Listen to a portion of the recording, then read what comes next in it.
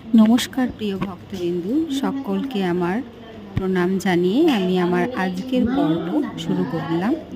সকলের জন্য আমার আন্তরিক ভালোবাসা ও শুভকামনা রইল। আমি চাই সকলেই ভালো থেকো, এই ঈশ্বরের কাছে প্রার্থনা করি। সকলে ভালো থাকলেই নিজের মনে একটা আলাদা অন্য রকমের শান্তি বোধ করে।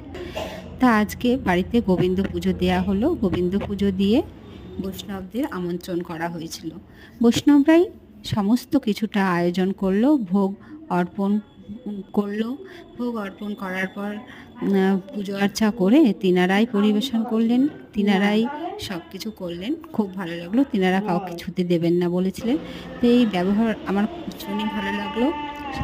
অনেক লোক এসেছিল বাড়িতে। আজকের দিনটা খুব ভালোভাবে কেটেছে, খুব আনন্দে কেটেছে। এই দিনটা স্মৃতি হয়ে থেকে গেল সারাটা জীবন। এই দিন কখনোই ভোলা যাবে না। এমনিতেও আমার লোকজন খুব ভালো লাগে, তো আজ খুব মজা করে কাটালাম, দারুণ কাটল।